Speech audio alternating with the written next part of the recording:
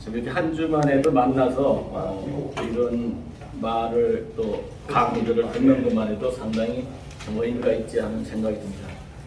저는 여러분들에게 먼저 이런 질문을 하고 싶네요. 우리는 어떻게 살기를 원하는가 하는 것이죠. 여러분들은 어떻게 살기를 원하는가 하는 것이죠. 어떤 삶을 살아야 하는가, 이런 어떤 부분들이 굉장히 참 깊은 의미가 있다고 생각합니다. 그런 측면에서 우리는 종교는 어떤 역할을 하는가, 그것을 저는 상담학적, 기독교 상담학적 차원에서 한번 말씀드리고자 합니다. 종교는 무엇인가? 라고 하고, 또 요즘 뭐 사람들이 종교가 뭐 필요 없다, 뭐 이런 얘기들 하는데, 저는 굉장히 위험한 생각이라고 저는 말씀드리고 싶어요. 한마디로.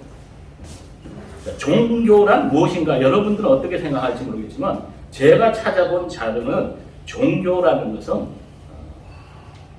어뜸의 가르침이라고 그렇게 나와 있어요. 어뜸. 최고의 어뜸의 가르침이다. 종자의 간머리는 하늘을 뜻하는 하늘의 제사를 지내는 의미라고 생각하고 있습니다. 다시 말씀드려서 하늘의 가르침이다, 이런 얘기입니다. 종교라는 것은. 그래서 우리가 살아가는 데 있어서 최고의 가르침이 바로 종교의 가르침이다.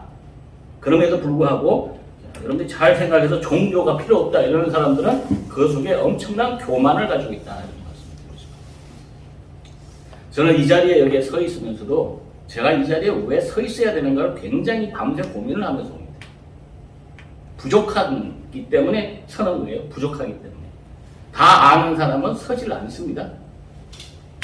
설 수가 없어요. 다 안다는 것은. 우리 기독교계의 큰 목사님들은 나타나지 않아요. 제가 보니까. 그럼에도 불구하고 나타남이란 무엇인가 하는 것은 또 그 나름대로 또 의미가 있어요. 빛이 되어야 되기 때문에. 자, 이런 측면에서 저는 불교에 대해서는 불교가 왜 필요한가 하는 부분에 대해서 제가 생각할 때는 가장 기초적인 것은 탐진치 때문에 그래요.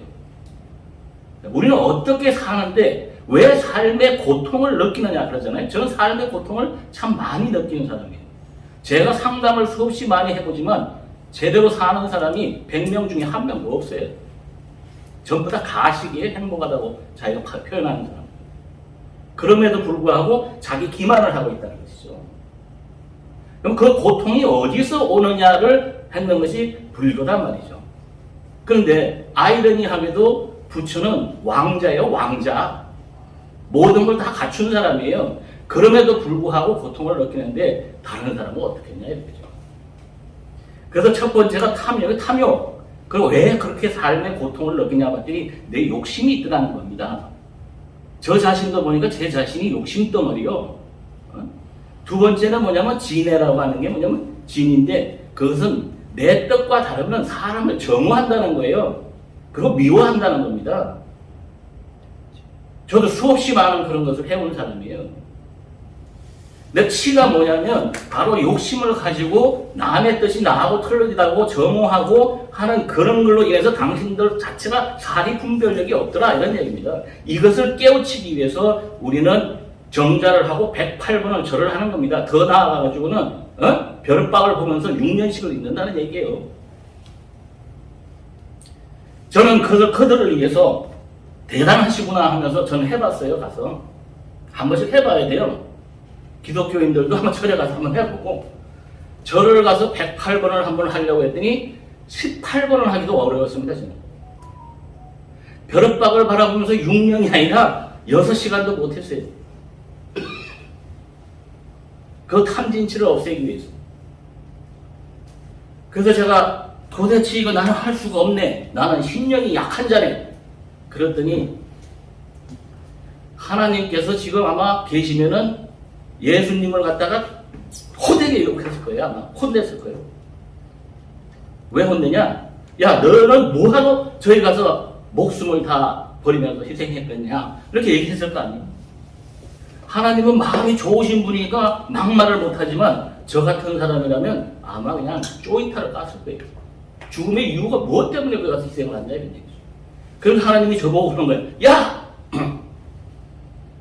멍청한 놈아! 라고는 안 하지만 너 바보 아니야? 나는 네가 심령이 약해서 임마 18배, 응?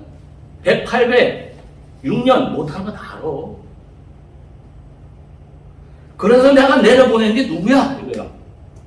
너에게 그것을 하지 않고도 네가 깨달을 수 있게 내려보낸 사람이 누구냐? 이런. 그 누굴까요? 예수가 왜 희생을 했느냐 하는 얘기예요. 너 그거 몰라서 그러냐 이게요.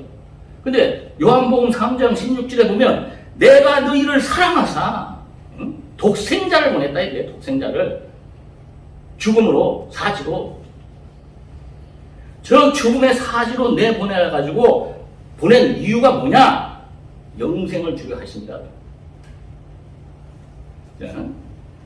불교의 어느 한 분은 6년 동안을 해서 불생불사를 깨달았어요. 불생불사라는 것은 극락왕생이에요. 그러면 여러분들이 우리가 기독교인으로서 봐서 정자를 하는 거와 또는 6년 동안 벽을 바라보는 거와 예수께서 십자가를 짊어지고 올라가는 그 고통과 십자가에 못 박혀 죽은 그 아픔이 대비할 수 있나요? 비교할 수 있나요? 불교는 비우는 거예요. 비우는 거. 기독교는 축복이 너무 많은 거야. 제가 무릎을 꿇고 하나님 감사합니다. 그 사실을 모르고 복덩어리를 줬는데 내가 그렇게 하지 않아도 될 수 있도록 해주셨는데 몰랐네요. 정말 감사합니다. 자, 불교에서 10년 동안 좌선을 하고 벽을 보고 해도 못 깨달아요.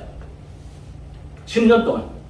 이제는 종교가 그런 사람들은 기독교에 와서 스님도 좀 축복의 기독교를 좀 만났으면 좋겠어요.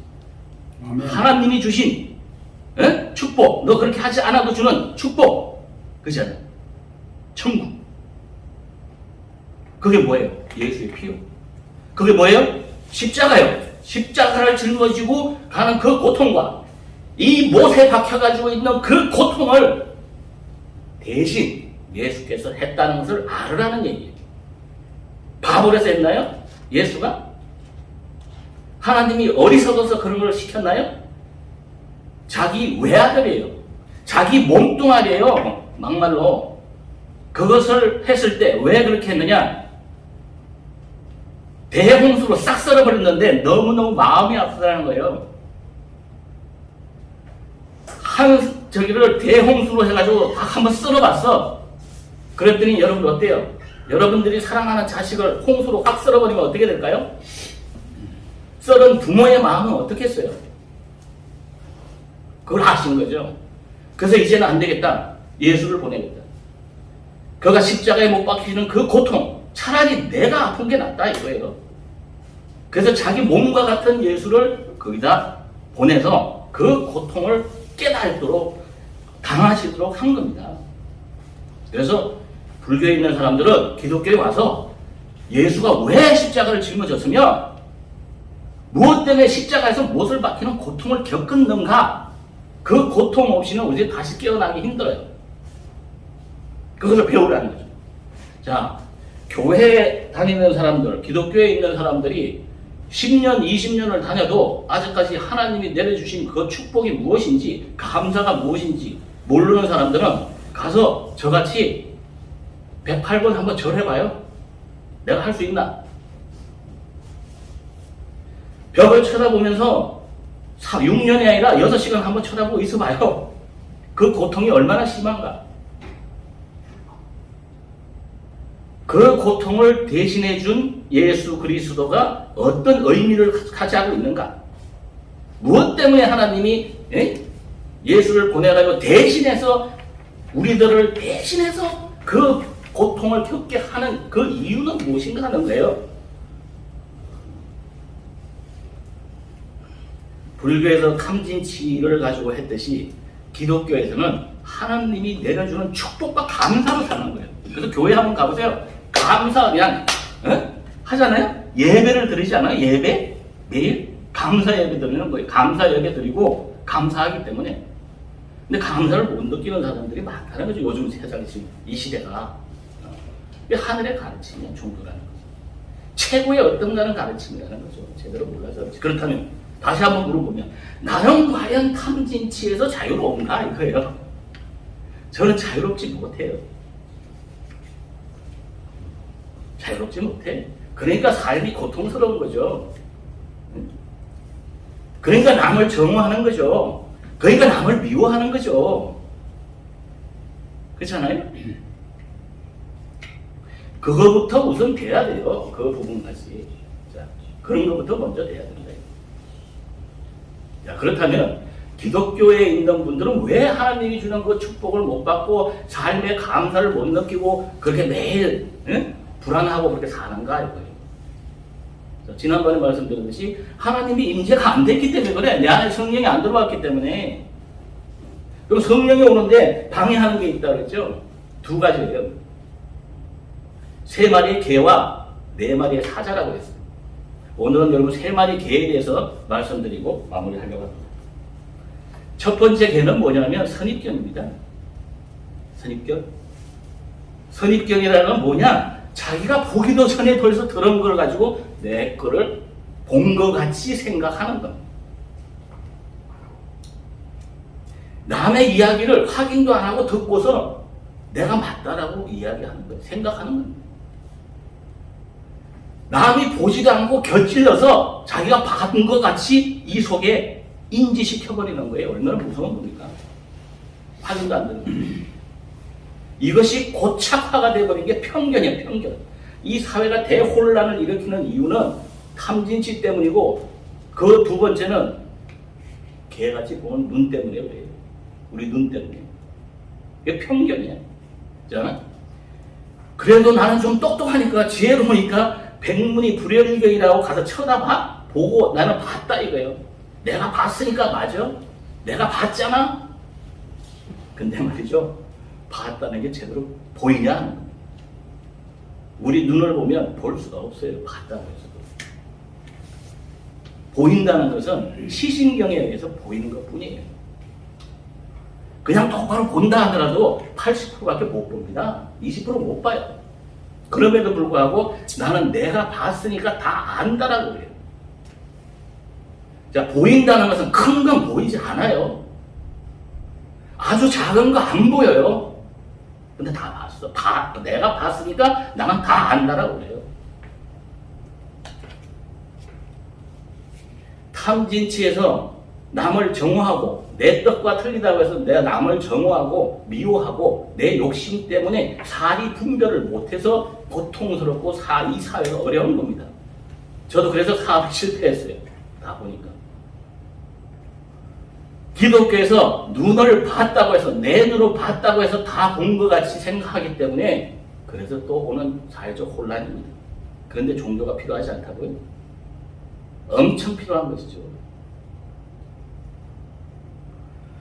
내가 봤다고 해도 아직 몰라요. 확인한 것도. 왜? 본질은 보이는 게 아니기 때문에.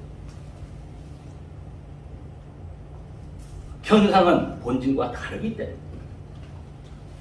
우리는 이렇게 해서 결국에는 하나님이 나에게 임하지 못하는 겁니다. 우리의 삶은 어떻게 살아야 하는가? 불교에서는 고통 없이 사는 삶이 극락왕생이야. 죽어서 다시 태어나서 극락에서 사는 게 극락왕생이야. 그나마 그게 깨달은 분이 6년 동안 해서 불생불사예요. 기독교에서는 그럼 뭘 해야 되느냐? 임재. 그 임재가 되면 어떻게 된다고요? 우리가 성령의 9가지 열매가 어떤 게 됩니까? 사랑과 자비와 양심과 충성과 온유와. 그렇죠. 사랑이 생기고 자비가 생기고 온유가 생겨. 희락이 생기고 화평이 생깁니다. 화평. 이 사회가 화평이 생기는 겁니다. 양선이라는 게 생겨. 양선. 어질고 선함이. 화평이 생기고, 그죠? 대단한 겁니다, 이게 기독교가. 그죠? 그 다음에 절제라는 게 생깁니다, 절제. 충성도 생기고, 인내도 생겨요. 이 성령의 임하게 되면. 이 열매를 맺게 되는 겁니다. 이런 열매를 맺었을 때, 우리는 어떤, 이런 삶이 바로 천국이지 않느냐, 이런 얘기예요. 천국을 누리면서 산다는 거죠. 그럼에도 불구하고 아직도 삶의 고통을 겪고 사는 사람들이 얼마나 많은가요? 그럼에도 불구하고 아직도 천국을 누리지 못하는 사람이 얼마나 많은가요?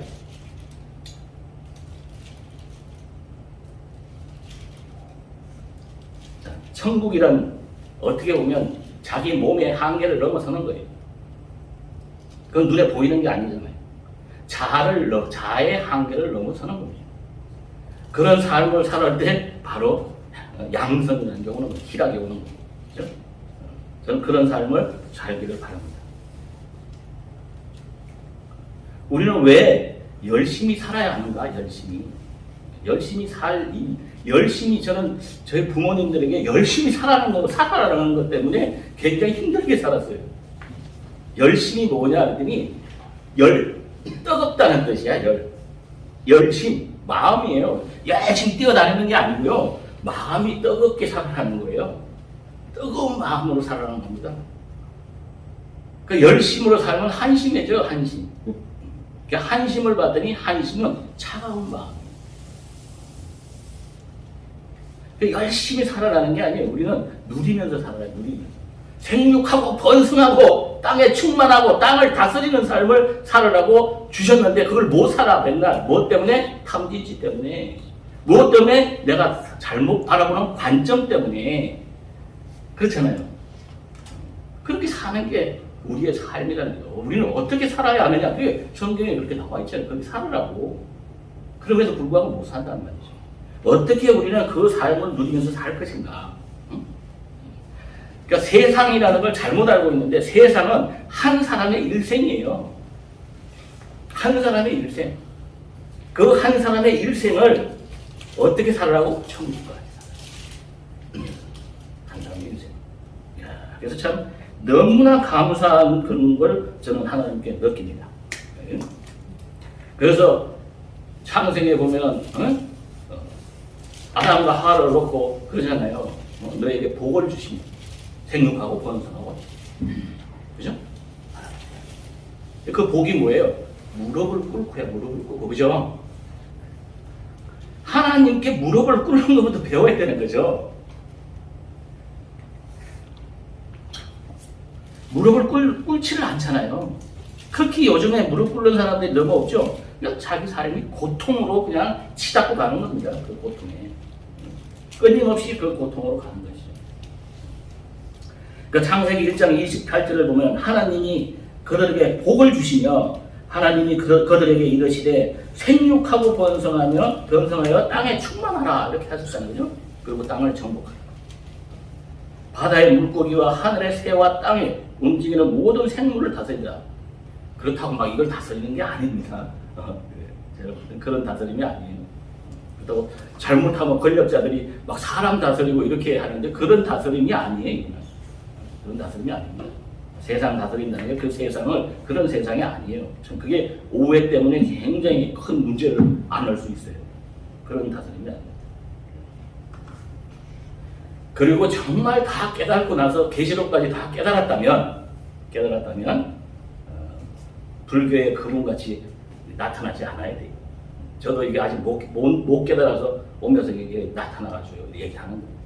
다 깨달았다. 배우려고. 부족하니까. 배우려고. 왜 그러냐? 계시록에 보니까 불의를 하는 자는 그대로 두라 그래 이제.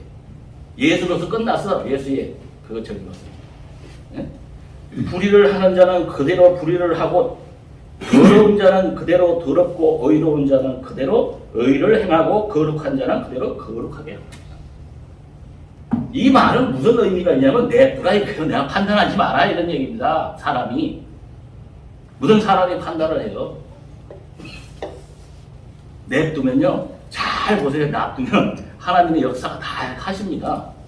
하늘의 뜻대로 살지 않는 사람, 제대로 사는 사람 없어요. 내가 저 사람은 악을 행하서도 된다라고 판단하는 것이지 실제는 그렇지가 않아요. 하나님께서 하신다는 겁니다. 우리가 하지 않는 그런 거죠. 시간이 없기 때문에 마무리를 하도록 하겠습니다. 자, 우리는 어떻게 살아야 하는가? 어떤 삶을 살 것인가? 또 진정 종교의 본질인 최고 어뜸의 가르침이란 무엇이며 그 가르침은 하늘의 가르침이란 말이에요. 그럼 하늘의 가르침은 무엇인가? 하늘은 우리에게 무엇을 어떻게 살아라고 하는 것인가? 이런 부분들에 대해서 정말 우리는 다시 한번 깊이 있게 생각을 해보고 하나님이 주시는 진정한 천국은 무엇이며 하늘에서 내려주는 복은 무엇이며 그 삶을 받았을 때 우리는 실제적으로 우리는 어떤 삶을 살 것인가를 다시 한번 돌아보면서 그것이 내 삶에 어떻게 적용되는가를 바라보면서 살면 참 좋겠다 하는 생각을 가지면서 신학적인 측면에서는 여러 목사님들께서 너무나 잘 정리해 주셨기 때문에 저는 바로 인간의 한 심리적 차원에서 하나님의 심리적 차원에서 예수의 심리적 차원에서 기독교 상담학적 차원에서 여러분들에게 말씀을 드렸습니다. 감사합니다.